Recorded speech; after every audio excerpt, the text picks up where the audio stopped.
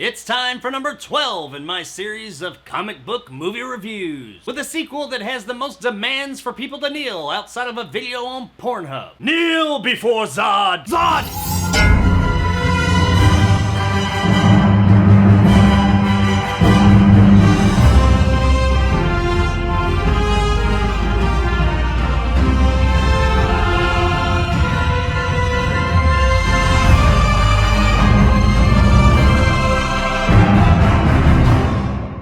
Superman 2 is brought to us by director Richard Lester and a little bit of Richard Donner, and stars Christopher Reeves, Gene Hackman, and Terrence Stamp. So Superman 2 came out not even 2 years after the original Superman the movie, and a lot of that is because they started filming Superman 2 at the same time as Superman the movie. The idea was that Richard Donner would make both of these movies at the same time and they would come out about a year apart. But due to a bunch of issues that happened behind the scenes, Richard Donner was out after filming just a little bit of Superman 2, and then Richard Lester came in to finish the job. And much like Zack Snyder's Justice League, they took what he had and just cut it all to hell and then filmed a little bit more, and this is the movie we ended up with. Now, more about all that next week when I talk about Superman 2, the Richard Donner cut. This movie has a lot of issues which would seem like they are due to the behind the scenes issues and the switch in director. It does have that same fun feel that the original had, but overall the narrative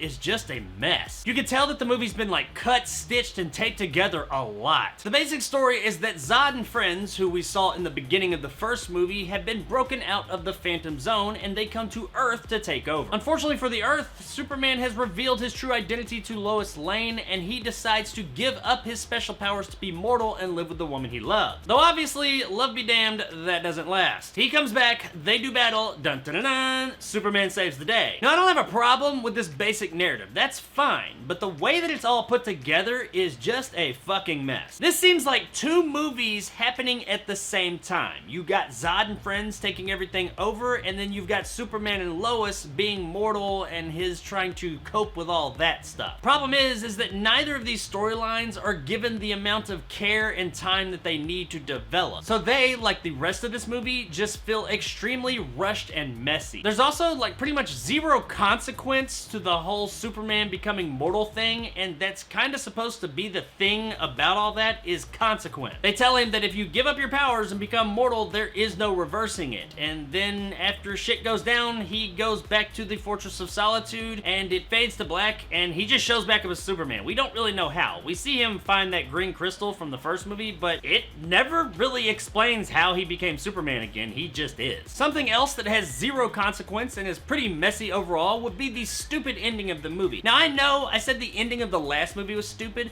but it was stupid yet still entertaining. If you didn't think about it too much, you still had a good time with it. This one is stupid and you're scratching your head wondering what the fuck just happened. After Superman casually murders Zod and his crew, he goes back to work with Lois, who now knows he's Superman, and just kisses her, and we get like a little sound, and we know she's forgotten. He had a mind-wiping kiss. This is never explained, nor does it ever come up again. I don't know why his kiss just made her forget. We have no like reason to think that he ever had this power, but on that front, there are also quite a few powers that show up in this movie that I didn't think that Superman or other Kryptonians had. Like, apparently they can point at people and lift them up in the air and throw them about. I didn't know that was a Superman power. He never uses it, but apparently Zod and friends get it. They do it in the movie. What the fuck? This movie is really fucking just out there and messy. What happened? They went from the first movie that was just so good to this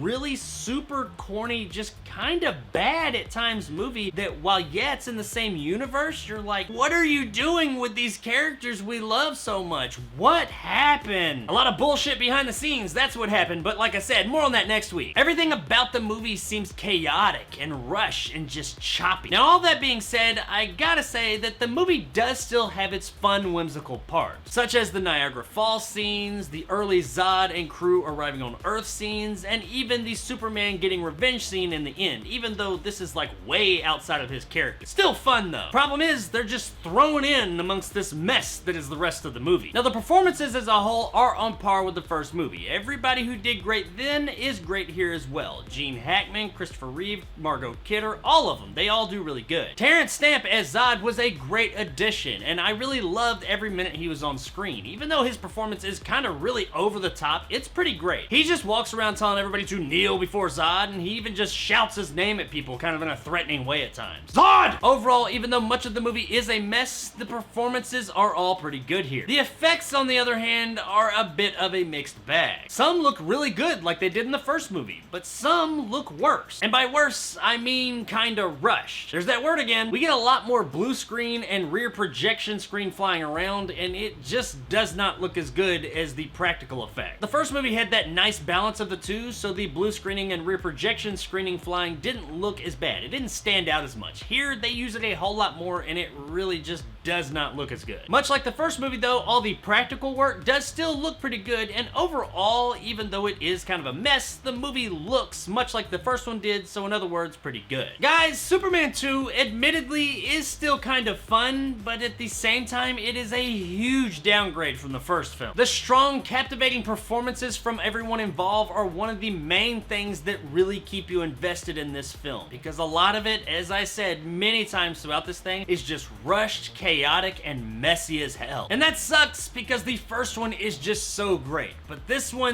is just not how you wanted to follow that up. And while it's not like terrible, and it is worth checking out, especially if you're a fan of the first one, at best I'd say check out Superman 2 on streaming. Across the street.